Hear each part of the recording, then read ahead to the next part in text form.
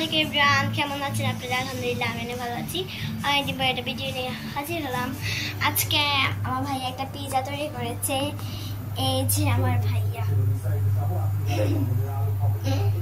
And আমাদের পিৎজাটা হলো এটা।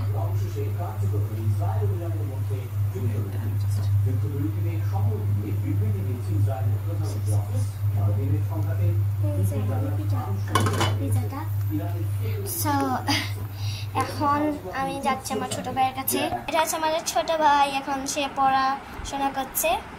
স্যার আসবে একটু পরে।